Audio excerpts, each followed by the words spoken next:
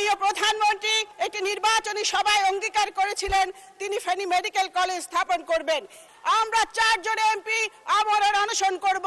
আওয়ামী লীগ প্রতিষ্ঠা করতে জানে না, আওয়ামী লীগ শুধু ধ্বংস করতে জানে।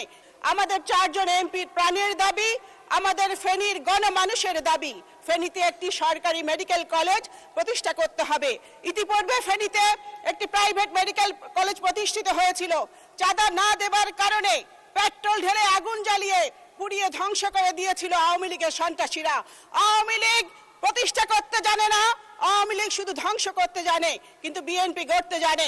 মাননীয় প্রধানমন্ত্রী 2026 সালের 25শে জানুয়ারি ফেনী সরকারি কলেজের মাঠে একটি নির্বাচনী সভায় অঙ্গীকার করেছিলেন তিনি ফেনী মেডিকেল কলেজ স্থাপন করবেন।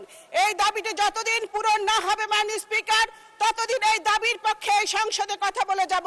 প্রয়োজনে এই সংসদের দক্ষিণ প্লাজায় আমরা 4 জন এমপি আমরণ অনশন করব।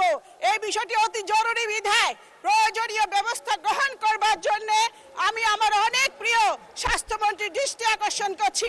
মাননীয় স্পিকার, আপনাকে অসংখ্য ধন্যবাদ।